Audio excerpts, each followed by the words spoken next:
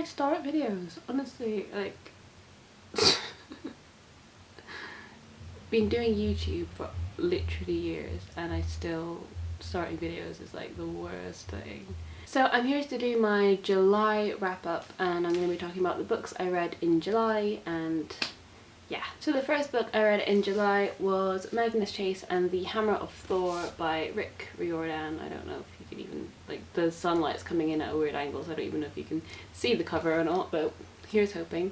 And I really love this. It did take me a while to get to grips with the series again because it has been a while since I read a book set in this world, but I really enjoyed it once I got to grips with it.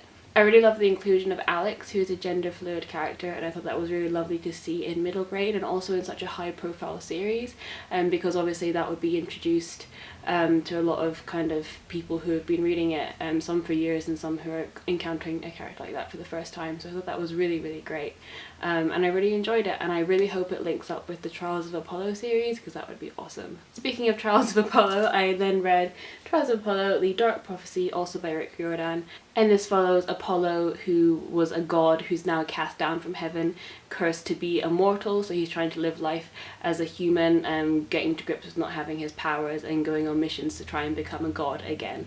And he's got help from Leo and Festus, who we met in the Heroes of Olympus series, and also a few other familiar faces, and it's so great. I love Apollo's narrative voice. I love how he's so arrogant but also really likable at the same time, and he has a lot of cool anecdotes because he's lived such a long, like, godly life, so a lot of his anecdotes are very funny and really, really cool to see. So basically, if you love Rick Riordan and you loved him when you were a kid or you were younger, you'll still love him now. The books are so endlessly enjoyable. Next I read Kill the Boy Band, which I was so excited to read. It's been on my reading list for literally ages and it did not disappoint. So this follows 4 friends who are fans of this band called the Ruperts, who are not unlike One Direction. I'll just throw that out there.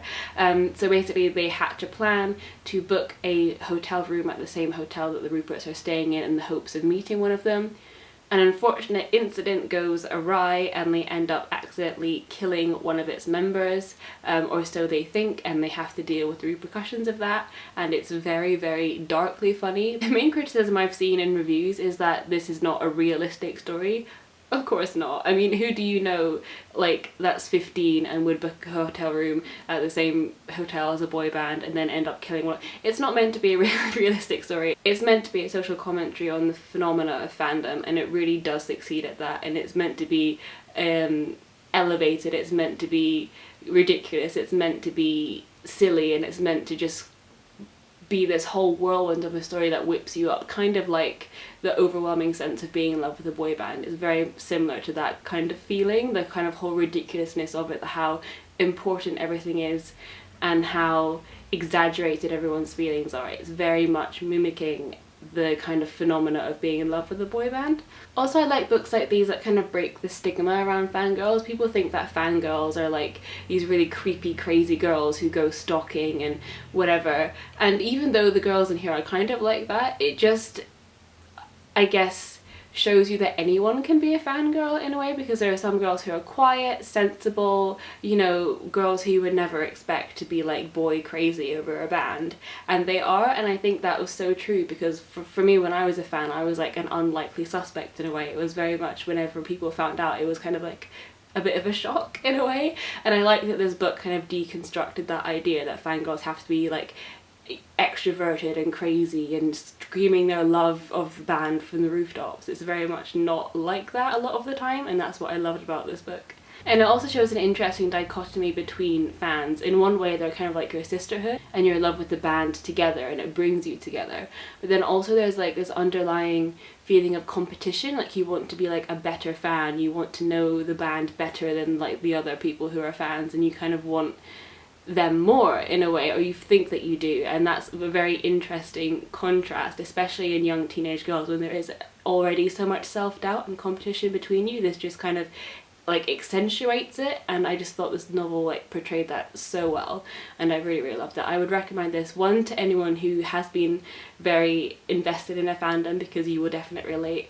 you'll definitely relate, or to anyone who doesn't really understand why people are fans of things, because I think this portrays it really well and you kind of do get an insight look into how people can get swept up in the whirlwind of fandom. Next I read All That She Can See by Carrie Hope Fletcher, and I'm not going to comment too much about it because I did a whole video review on this book, so if you are interested you can go and check that out. But I thought it was a really lovely concept, and Carrie's a great writer and her books are always full of whimsy and magic, and they're very cozy, comfortable reads, and I always look forward to just getting some tea and like huddling up in my bed and reading it for like a day or two, and it's very lovely and I'm very much looking forward to what she publishes next. Then I read A Gathering of Shadows by V.E. Schwab, and I am so obsessed with this series, oh my god.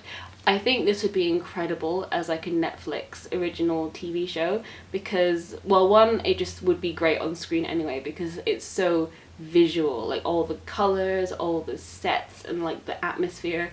No matter how likely it is that I would get killed in this world, every time I read a page from it I just want to be in that world, even though I would never survive, but still, it's just so beautiful and so incredible and so detailed. It's just amazing. I love it so much. And Victoria Schwab's writing is so enchanting. It just kind of like lures you in also a sinister way, but also like a cozy way. And I just love it. And the characters are brilliant. You care about all of them. And the banter between them is always brilliant. And I'm just very invested in this series. And I only read the first one like last month, but I'm already so invested in it. And obviously I can't say too much about the plot because it's a sequel, but anyone who hasn't discovered this series or simply read anything of Victoria Schwab's, I really recommend that you do, because she's a brilliant writer and also a very nice person, which I found out because I went to YALC, which is the Young Adult Literature convention or conference, one of those words, and she was there and she did a panel, and she's very lovely and very funny, and I just kind of brought home to me that these books are written by like an actual person. I know that sounds stupid but when you read something that you're so immersed in, you kind of forget about everything else and you're like, how can such beauty and magic be created by one mere mortal? I don't get it, but I'm just grateful that it was anyway. But this is such a good series and I love it, so please read it if you haven't already. Last thing I started in July but I haven't finished yet because it's massive, is A Conjuring of Light. Oh my god, what is that? Oh, it's my theatre ticket for Angels in America, which by the way is incredible.